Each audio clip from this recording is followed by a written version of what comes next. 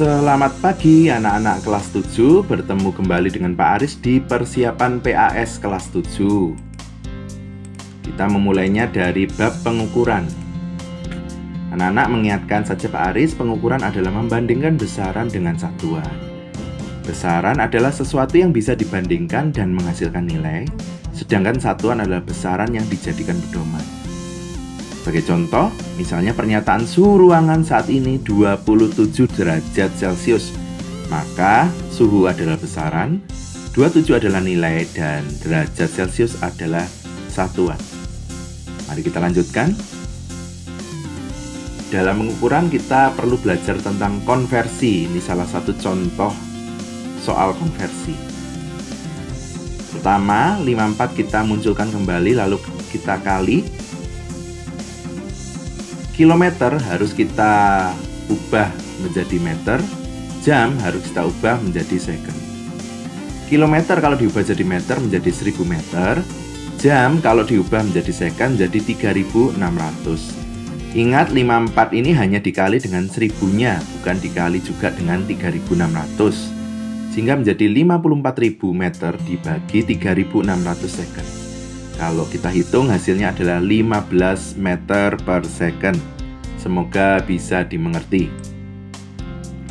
Berikutnya, ini adalah hasil pengukuran dari mikrometer sekrup.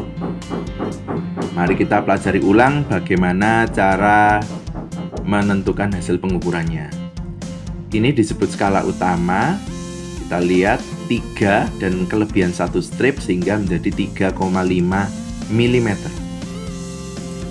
Skala putarnya 0,27 didapat dari mana? Ini 25, 26, 27. Garis 27 ini berimpit dengan garis horizontal ini.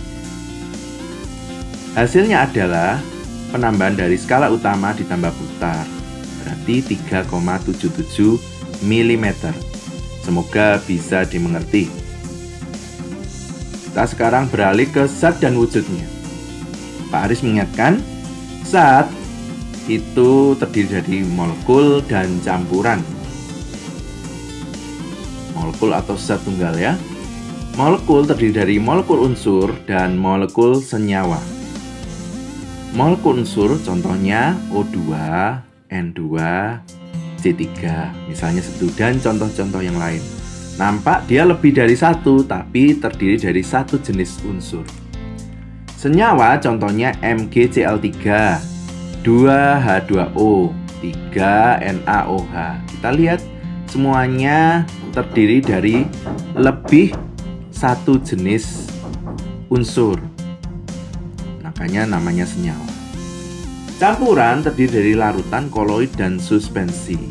Larutan itu contohnya larutan gula, koloid contohnya gel, suspensi contohnya air yang dicampur dengan minyak. Semoga bisa dimengerti. Kita lanjutkan. 3Na2Cl3 memiliki total berapa unsur? Kita hitung. Dari Na 2 yang ini dikali 3 yang depannya, hasilnya 6. Dari Cl 3 yang di belakang ini dikali 3 yang di depannya, hasilnya 9. Berarti totalnya adalah 9 ditambah 6, 15 unsur. Masih di zat dan wujudnya, perhatikan gambar. Jika massa jenis batu 3 gram per cm kubik, maka massa batunya berapa? Massa jenis rumusnya massa per volume. Massa jenisnya 3, dari sini kita masukkan. Volumenya kenapa kok 200 dikurangi 150? 200 itu kan angka setelah kena batu, 150 angka sebelum kena batu. 200 dikurangi 150 itu adalah volume dari batunya. Hasilnya 50, lalu 50 saya kali silang dengan 3, sehingga masanya adalah 150 gram. Semoga bisa dimengerti. Perhatikan gambar. Nilai X adalah, untuk mengerjakan soal seperti ini, kita harus pertama membuat rumusannya. Yang pertama, yang sebelah kiri rumusannya adalah titik lebur dari A dikurangkan ke TA, terus titik di D dikurangi titik lebur A. Kita Kita lihat ya, jadi X dikurangi ini 120 dikurangi. Begitu juga dengan yang B, sehingga hasilnya adalah angkanya X min 0, 120 min 0, dan seterusnya. Saya sederhanakan, 120 dan 150 sama-sama saya sederhanakan. Saya bagi 30 jadi 4 dan 5. 75 saya bagi dengan 5 hasilnya 15. Lalu 4 saya kali silang dengan 15 hasilnya 60 derajat A. Semoga bisa dimengerti. Berikutnya ada konversi dari suhu ya. 15 derajat Celcius sama dengan berapa Fahrenheit? Masih menggunakan rumusan yang sama. Kita masukkan angkanya, anak-anak harus hafal berapa titik lebur Fahrenheit, titik didihnya berapa titik lebur Celcius, titik didihnya berapa. Kita sederhanakan angka ini, 180 dan 100 sama-sama saya bagi 20, saya sederhanakan menjadi 9 dan 5. Min 15 saya bagi dengan 5, hasilnya min 3. Lalu 9 saya kali silang dengan min 3, hasilnya min 27. Min 32 saya pindah sebelah kanan menjadi plus 32, sehingga TF-nya adalah 5 derajat Fahrenheit. Semoga bisa dimengerti. Masih di suhu, ada sebuah skala X menunjukkan 120 derajat X saat mendidih dan 0 derajat X saat mencair. Maka 30 derajat X itu berapa Fahrenheit? Kita masukkan rumusannya yang membandingkan antara Fahrenheit dan X. Kita masukkan angkanya, jangan lupa leburnya Fahrenheit 32, didihnya Fahrenheit 212. Kita sederhanakan angkanya, 180 dan 120 saya sama-sama saya bagi 60, jadi 3 dan 2. 30 saya bagi dengan 2, hasilnya 15. 15 saya kali silang dengan 3, hasilnya 45. Min 32 saya pindah sebelah kanan jadi 32 plus 32, sehingga 45 tambah 32 hasilnya adalah 77 derajat Fahrenheit. Semoga bisa dimengerti. Berikutnya kita beranjak ke pemuaian. Benda saat sekian derajat Celcius memiliki luas 2 meter persegi. Jika koefisien muai panjangnya 0,04 kali 6, maka saat 12 derajat Celcius luasnya berapa meter persegi? Kita masukkan ke rumusan luas. Nih, mohon maaf ya, ini harusnya 2 alfa. Kenapa kok beta diubah menjadi 2 alfa? Karena yang dibutuhkan beta, tapi yang diketahui koefisien muai panjang. Berarti ini harusnya 2 alfa, makanya ini 2 dikali alfa. Delta T-nya suhu akhirnya 12, suhu awalnya 10, makanya 12 dikurangi 10. 12 kurangi 10 kan 2. Lalu 2 kali 2, 4, dikali 6, 24. Saya tambahkan dengan 1, hasilnya seperti ini. Lalu saya kalikan dengan 2, hasilnya seperti ini. Semoga bisa dimengerti. Jangan lupa ini harusnya 2 alfa. Berikutnya, benda pada 15 derajat Celcius memiliki panjang sekian.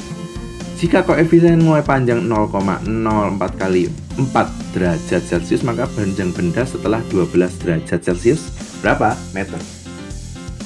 Kita masukkan ke rumusan L ini. Kita masukkan alfanya, didapat dari soal. Ingat, delta T-nya suhu akhirnya 12, suhu awalnya 15, berarti 12 kurangi 15. 12 kurangi 15 menghasilkan angka negatif ya, negatif 3 yang saya kalikan dengan 4 menjadi seperti ini. 1 saya kurangi dengan ini menjadi sekian. Lalu sekian ini saya kalikan dengan 3, hasilnya sekian meter. Semoga bisa dimengerti.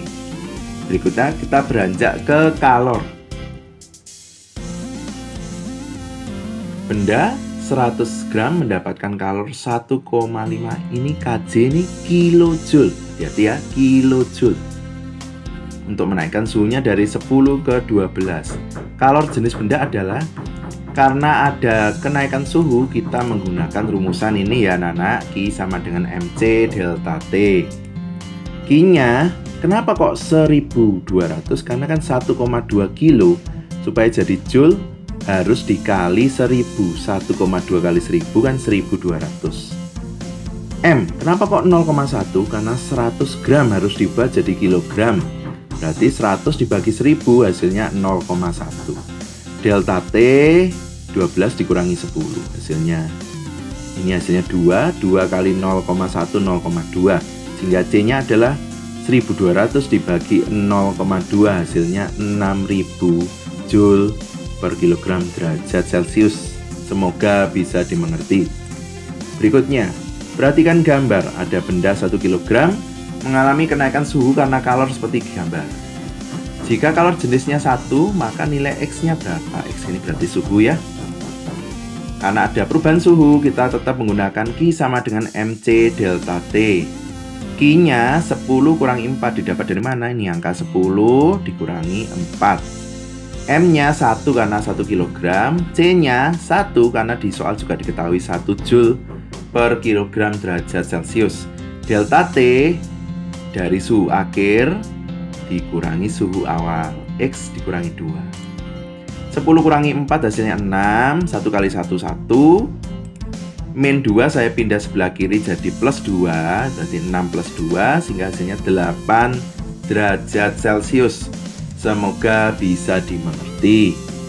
Masih di kalor, kita ke persoalan asas black. Ada 2 gram air panas sekian derajat Celcius dicampur air dingin 4 gram sekian derajat Celcius. Suhu air hangat yang dihasilkan, kita masukkan ke rumusan ini. Kita masukkan angkanya, massa air dingin 4 didapat dari sini. Suhu air hangat karena masih ditanyakan, saya tetap TH. Suhu air dingin 20, kita dapat dari sini. Massa air panas 2 kita dapat dari sini. Suhu air panas 80 kita dapat dari sini. Saya distribusikan sehingga 4 kali TH 4 TH, 4 kali 20 min 80. 2 kali 80 160, 2 kali min TH min 2 TH. Min 2 TH saya pindah sebelah kiri menjadi plus 2 TH. Min 80 saya pindah sebelah kanan menjadi plus 80. 4 TH tambah 2 TH 6 TH. 160 ditambah 80 240, sehingga TH-nya adalah 240 dibagi 6 dan TH-nya menjadi 40 derajat Celcius. Semoga bisa dimengerti. Anak-anak, sekian video dari Pak Aris. Terima kasih sudah menyaksikan. Semoga kalian tetap sehat, tetap semangat. Tuhan memberkati kalian. Semoga nilai PAS kalian hasilnya baik. Amin.